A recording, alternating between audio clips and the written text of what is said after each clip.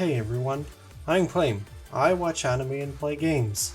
But today I'm trying something new. I'm here to talk about anime, and more specifically, my top 10 most awaited animes for the summer season 2023. We have an interesting season on our hands, and I think there will be plenty to watch. But what will I be watching?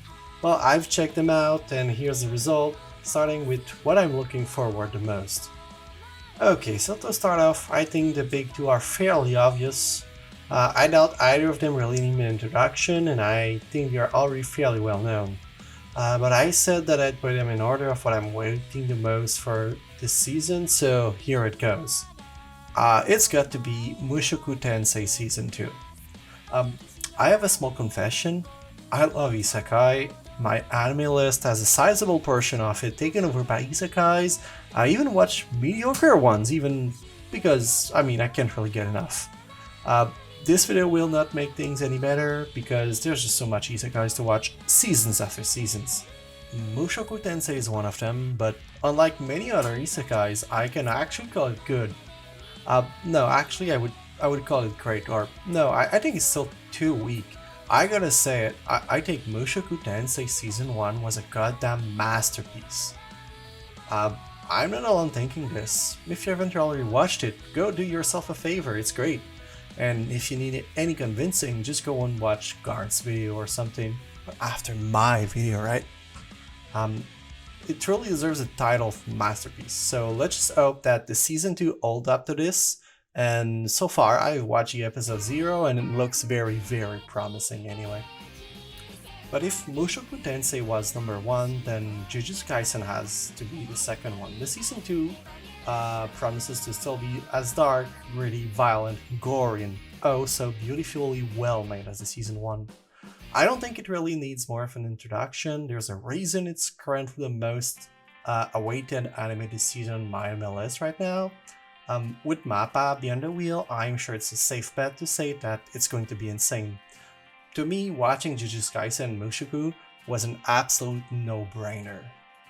The next entry would be Bungo Stray Dogs Season 5. It's already the 5th season of Bungo, and for the sake of keeping this spoiler-free, I really can't say too much, but the Season 4 left us off at a very interesting point.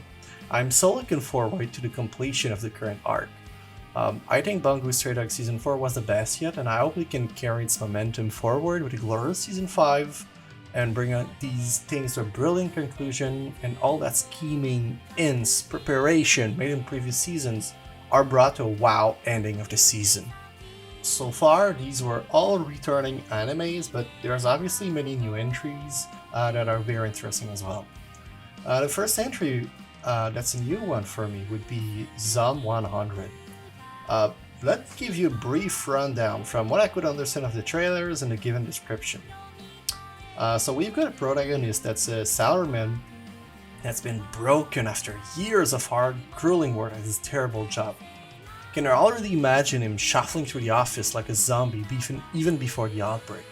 But he's now set free from his day-to-day grind by nothing less than a full-blown zombie apocalypse. To be honest, the trailer seems to focus more on the pre-apocalypse stuff rather than the rest of the story, so I'm not too sure what this is going to look like, but it seems like it might be fairly intense, comedic, and a colorful anime. So it did still grab my interest. Plus, I have to point out that the author of the source material is the very same person that wrote Alice in Borderland, so I think the post-apocalyptic like survival stuff would be at very least presented in an interesting way, and I don't know if it will have any of the mind game psychological element found in Alice in Borderland, but we'll see. Even without much to go on right now, the general style of what we've seen so far and the author make me fairly optimistic about this. Okay, the next one could have been at the same level as Zom 100, but it's Reign of the Seven Spellblades.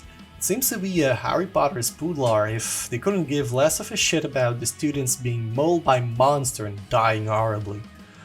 Even the classes are dangerous, the Endmaster says there's a 20% mortality rate, so it seems to be a pretty dark anime, right?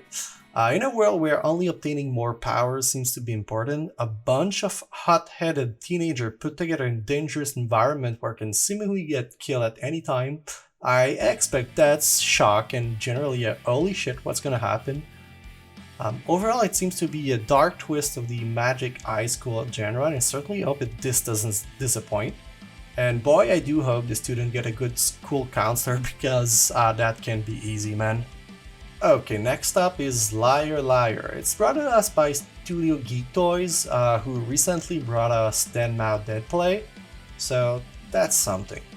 It seems to be a school anime themed around winning games to progress, psychology, and bluffing, so maybe some kind of crossover between Kakegurui, Classroom of the Elite, and perhaps a hint of No Game No Life. Admittedly, the personality of the MC will have a huge impact on how that anime will end, whether he's more of a scheming manipulator like Ayano Koshikun, or maybe it's going to be a bit more lighthearted. Will the presented games be interesting? Will they have surprise twists, loopholes to exploit, or will they be straightforward, predictable, and boring? Overall, I'd say I'll definitely give it a try and see what's going on and if they manage to make it interesting as a whole. Okay, the 7th entry is Classroom for Our Heroes. In a world where the Demon Lord has already been defeated, the hero made a school to train future heroes. The main character is a hair-headed guy who just transferred into the school, and he seemingly immediately butts head with the number one student, the so-called Empress of Flames. I can already imagine the heated debate between them turning into literal fireballs flying around the class. To me, it seems like a more light-hearted show, and as expected, plenty of waifus to choose from, even those I'd really rather not. I'm not too sure where this anime might head. I'm guessing it's just gonna be day-to-day rivalry between them and their daily school lives, but regardless, I think it might be worth giving a shot to see if its humor and character land well, or if they're just gonna drop the most cliche scenarios and the cheesy or cringy lines on us. My unique skill makes me OP even at level 1. This one is actually fairly interesting to me. Guy gets isekai'd into an RPG-like world, but he's stuck at level 1. That sucks, right? But obviously, our MC is special, and while he remains level 1, he seems to have some insane crafting skills that allow him to craft seemingly anything. Can fight? Who needs to when you can have a gun?